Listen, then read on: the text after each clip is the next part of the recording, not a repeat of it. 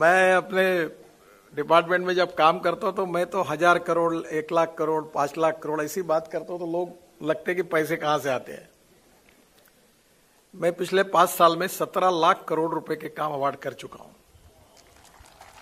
और इस साल मैं कम से कम 5 लाख करोड़ तक पहुंचना चाहता हूं इंफ्रास्ट्रक्चर में काम अवार्ड करने के लिए। और मैं आपको सच बताता हूं, पैसे की कोई कमी नहीं है।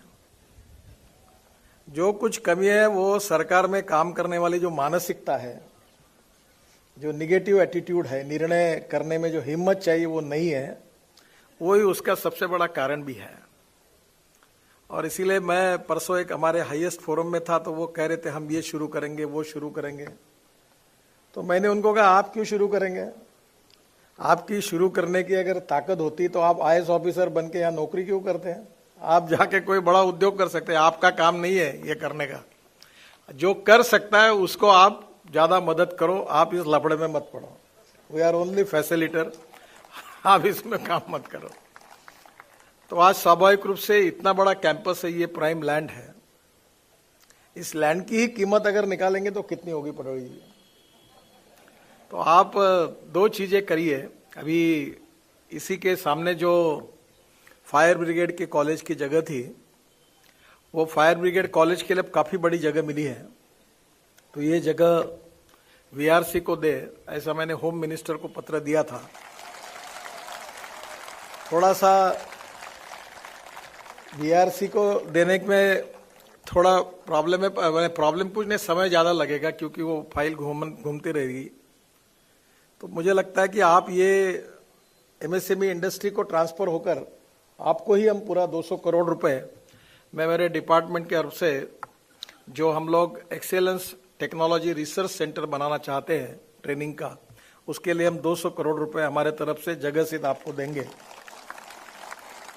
एक बात मैं बहुत बार कहता हूं कि हमारी विदर्भ की, नागपुर की डेवलपमेंट में यहाँ की जो रॉ मटेरियल अवेलेबल है उसके रिसर्च और डेवलपमेंट में वीआरसी और एलआईटी दोनों का बहुत बड़ा सहयोग हमको चाहिए।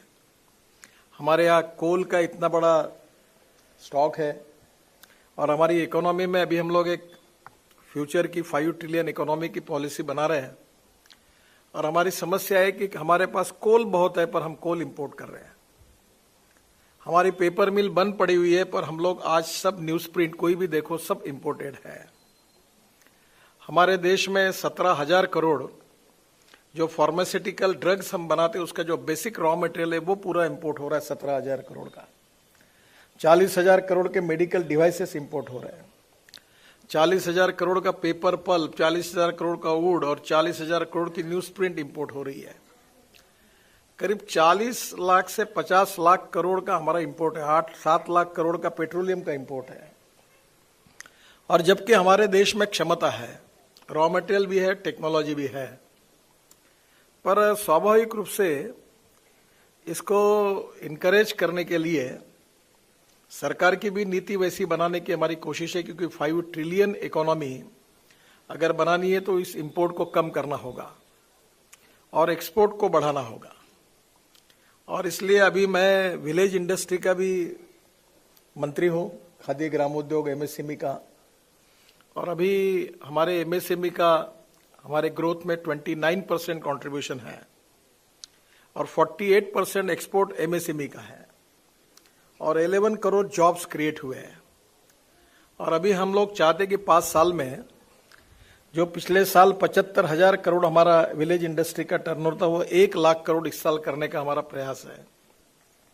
हमने अभी बहुत अच्छे हनी में, बाम्बू में और डेनिम खादी में, अब देखो अभी हमारे पास हम जो खादी बनाते हैं डेनिम की वो अरविंद मिल खरीदता है। और वो जो वर्ल्ड का फेमस जीन बनाने वाला ब्रांड है, क्या एल से कुछ नाम है मैं भूला हूं, लेविस, वो पूरा हमारा खादी का डेनिम खरीदते हैं और शॉर्ट सप्लाई है। और हमारे यहाँ हम लोग इतने लोगों को चरखे से सूत निकालकर करोड़ों को रोजगार दे सकते हैं, इतनी हमारी क्षमता है। तो आज स्वाभाविक रूप से टेक्नोलॉजी ये बहुत इंपॉर्टेंट है। Innovation, entrepreneurship, science, technology, research, skilled, यही नॉलेज है। और नॉलेज का कन्वर्शन वेल्थ में करना, यही हमारे लिए सबसे बड़ी आवश्यकता है। और इसलिए हमारे यहाँ की जो इंस्टीट्यूट है, विशेष रूप से नागपुर की, वो यहाँ के डेवलपमेंट में उतना ज़्यादा सहयोग नहीं करती।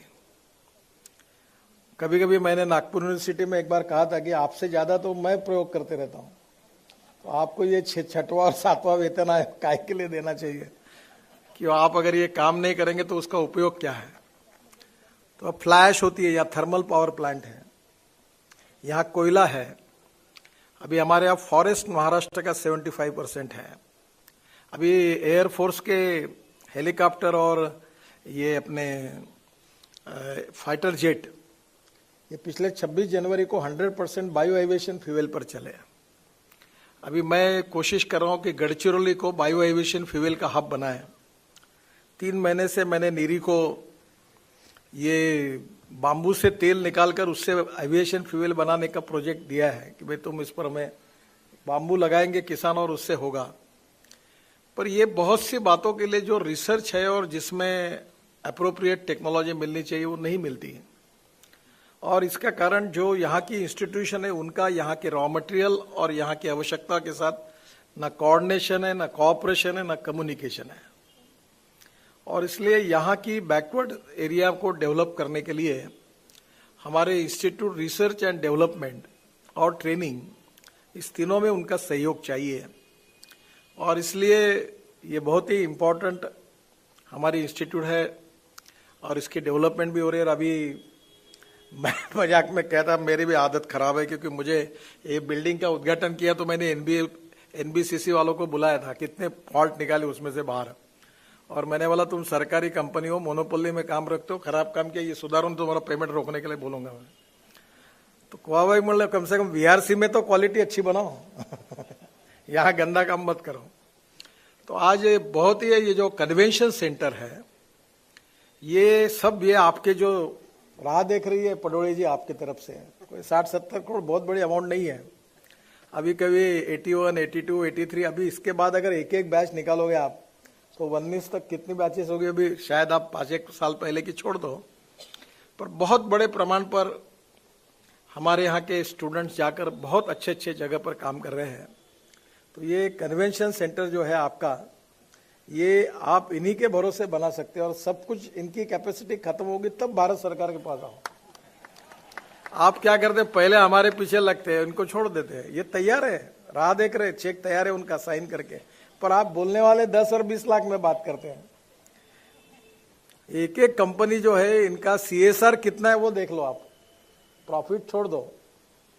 और इसलिए आप अगर उनको देंगे तो वो खुशी से आपको ये डायमंड जुबिली के इसमें निश्चित रूप से वो, मुझे लगता है कि वो आपको कंट्रीब्यूट करेंगे। और जब डायमंड जुबिली का फंक्शन होगा तो जो लोग आपको बहुत अच्छी मदद करेंगे उनका स्पेशल गेस्ट के द्वारा सत्कार भी करिए, ताकि उनको लगेगा कि हमने हमारे इंस्टीट्यूट के लिए कुछ किया, तो वो भी काफ़ी बड़ा सहयोग उनका मिल सकता है।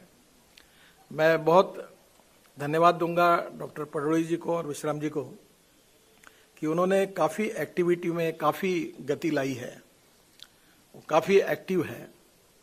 और उसके साथ और भी अच्छी बात यह है कि शशि चौधरी जी और उदय कामत अक्सर मुझे मिलते हैं और बार बार इस कॉलेज के लिए वो भी लगातार कोशिश करते रहते हैं।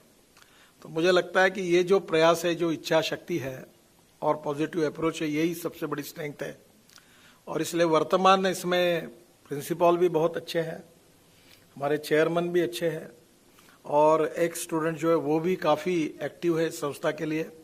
और जो एक एक बैच के जो लोग हैं जो सक्सेसफुल एंटरप्रेन्योर्स हैं, वो भी काफ़ी बड़े प्रमाण पर उनका दिल इंस्टीट्यूट से जुड़ा है।